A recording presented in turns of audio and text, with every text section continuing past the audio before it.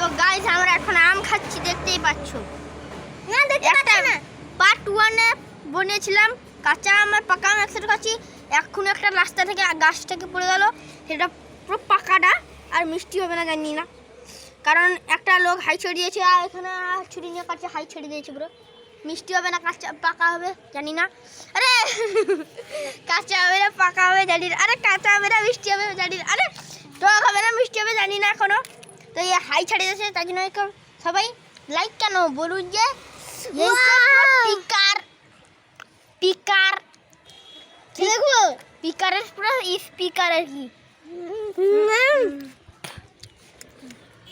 আমি টাকরাটা খাই, তোমরা একটা লাইক করে দাও। আমি টাকরাটা খাই, তার থেকে এটা প্রচুর মিষ্টি। মিষ্টি প্রচুর।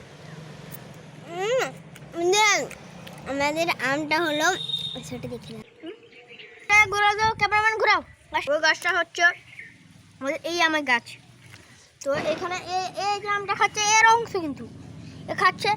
তো আমরা ভাঙিনি, দেখলাম যে রাস্তাটা টুপুক করে পড়ে এলো, আর ক্যামেরাম্যান বললে এখানে আম পড়েছে, আমরা স্যাক করে গিয়ে নিয়ে চলে এসছিলাম। দেখুন আমার চুলটা কত বড় হয়েছে, চুল কাটিনি, ভি কাটিং করবো পুরো লাগবে।